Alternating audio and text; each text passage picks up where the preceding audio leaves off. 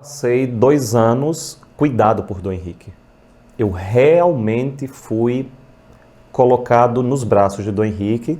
Eu tenho uma doença que Rodriguinho explicaria muito melhor do que eu, uma doença autoimune, uma doença séria, se chama doença de Crohn. É uma doença que eu tenho desde os 15 anos de idade, eu tenho 35 agora, então 20 anos de doença, uma doença... do Geraldinho, da Missão Resgate, né? Ah, é? Não sabia. Ele tem também. Não sabia. Então, tenho há 20 anos esse diagnóstico, tive muitas dificuldades, muitas crises, é muita dor, é muita cólica, é muita diarreia, perda de peso, hemorragia, enfim, uma série de coisas, e dezembro de 2017 eu tive uma crise muito séria, fui levado ao hospital, conseguiram debelar, a infecção já estava instalada, passei um tempo fora de casa para voltar para fazer a cirurgia, mas senti num dia específico muita dor, precisei voltar para o hospital às pressas, tive que fazer uma cirurgia em 2, 3 dias para tirar a parte do intestino que estava comprometida. Eles fizeram anastomose, colaram as 2 partes do intestino, mas isso arrebentou, né? Não segurou a cola lá, a costura, né? E aí, obviamente, teve, como é que chama? Como é que eu digo isso? Isso, é esse o nome aí. Precisei fazer uma nova... Isso, precisei fazer uma nova cirurgia às pressas para fazer a ileostomia e a colostomia, né? O que o presidente fez. Eu sempre digo isso porque fica claro para as pessoas entenderem, né? A mesma coisa. Então, passei um ano todo de bolsa por causa disso e tal, mas precisei fazer novamente um procedimento para fazer umas lavagens. E aí começou a entrar num processo que foi me deteriorando cada vez mais. Eu fui para a UTI mais de 3 vezes, na 3ª vez eu estive realmente muito perto de morrer, fiquei com infecção generalizada, os rins começaram a parar, o pâncreas começou a parar, o fígado começou a parar, os pulmões começaram a parar, eu comecei a ficar respirando já numa ventilação pequena, mas comecei a ser ventilado por ali. Os médicos chamaram meus pais e disseram para não me deixar entender. Minha mãe perguntou o quê e o médico não respondeu. Então ficou claro para o meu pai e para minha mãe que estava muito perto realmente de eu morrer. Eu lembro como hoje, vários dias os médicos se encontrando à parte assim na UTI para discutir o meu caso e tal. E lembro do médico, o que me acompanha desde os 15 anos de idade, chegando perto de mim e dizendo: Gabriel, olha, nós não temos muitas alternativas nesse momento. Eu vou dar uma dosagem a você de corticoide. Só que eu lembrei, quando ainda estava no consultório, ele me dizendo que o corticoide pode ajudar muito ou pode precipitar muito as coisas, né? E eu disse isso a ele: doutor Sérgio, o senhor me disse, e ele diz hoje que não lembrava que tinha me dito isso e que ele ficou sem palavras naquela hora, porque eu entendi. Doutor Sérgio, o senhor me disse uma vez que se eu tomasse corticoide podia melhorar, mas podia precipitar. Ele ficou em silêncio e saiu. Dia seguinte, Padre Fábio, daqui assistente das Novas Comunidades, Padre Fábio leva para me visitar na UTI 4 bispos. Dom Genival, Dom Dino, Dom Fernando, Dom Henrique. Leva os 4. Eles estavam numa reunião do regional. Isso é outra coisa que eu fico sempre me perguntando. Meu Deus, o que fez 4 bispos, 4 sucessores dos apóstolos, e visitar um menino como eu?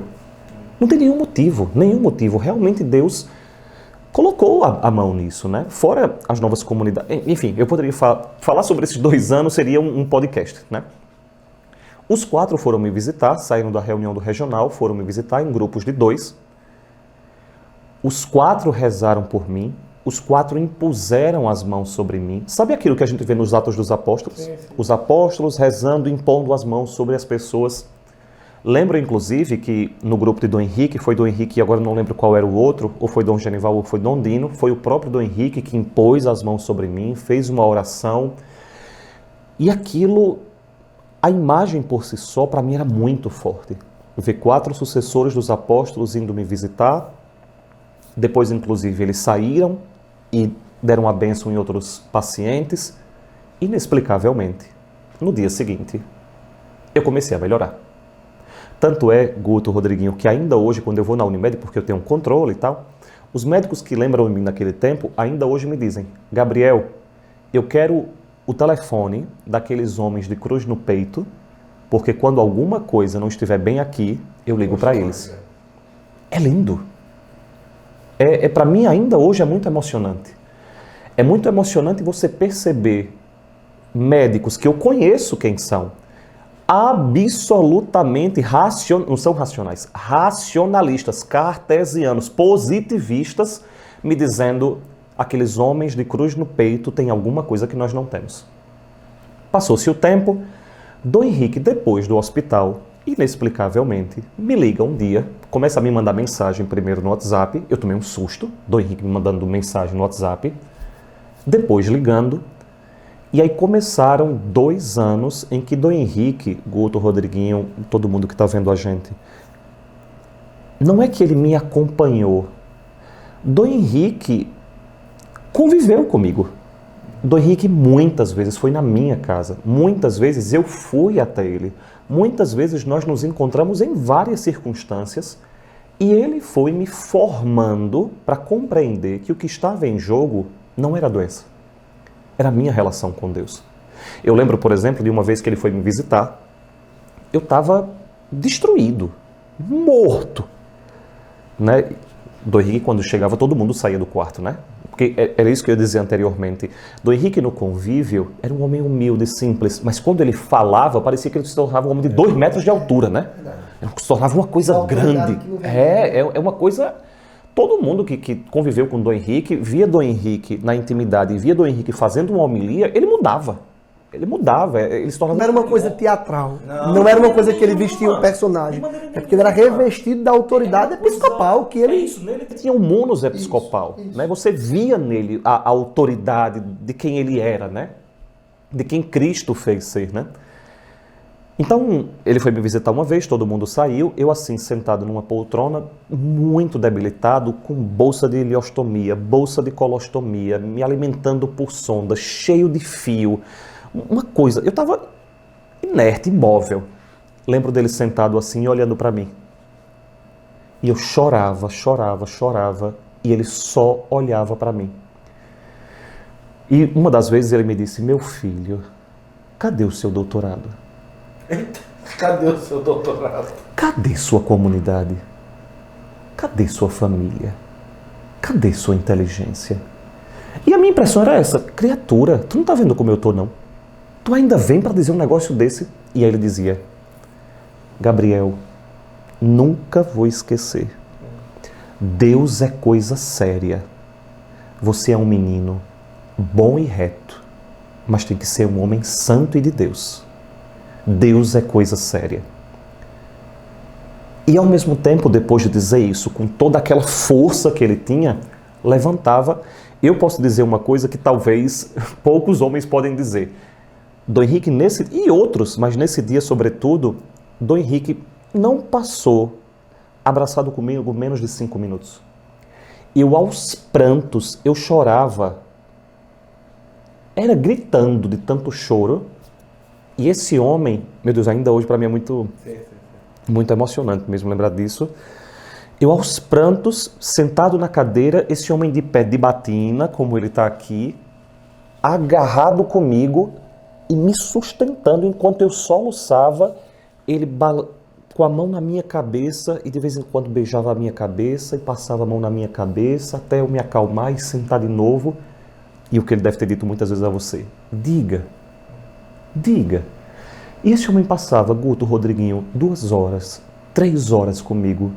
E eu pensava: meu Deus, esse homem é bispo e está perdendo esse tempo comigo.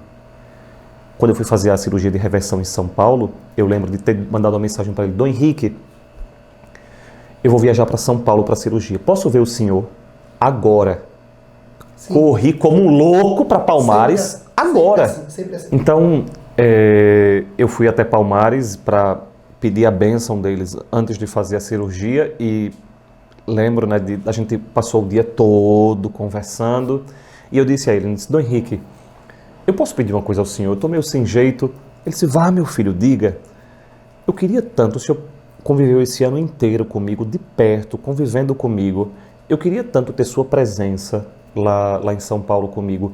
O senhor poderia me emprestar uma cruz sua para eu ter sua presença? Ele: claro, agora mesmo. Aí subiu, trouxe uma cruz dele, né, de bispo, me entregou, depois a gente foi na capela e eu me ajoelhei e ele rezou por mim. Foi lindo realmente. Lá em São Paulo a gente trocava mensagens, e acho que Guto deve ter acompanhado isso, né? Assim, a gente se falava o tempo inteiro. Voltando, uma das últimas vezes que eu o encontrei, pessoalmente, eu trouxe a cruz, né? Ele disse, Dom Henrique, vim lhe devolver, muito obrigado e tal, não sei o que. Ele disse, não, meu filho, eu quero que você fique com ela, porque para sempre, quando você olhar para essa cruz, você vai lembrar que eu estou sempre perto de você. Em 2019 eu tive vários problemas de saúde ainda, por causa de fístula e tal. Ele voltou a acompanhar tudo muito de perto, muito de perto. Me revelou uma vida mística que eu não conhecia. Dom Henrique se tornou... Sim. Eu aprendi o que se... Engraçado, né? Porque a maior parte das pessoas talvez conheça a vida mística através da renovação carismática. Eu conheci através de Dom Henrique.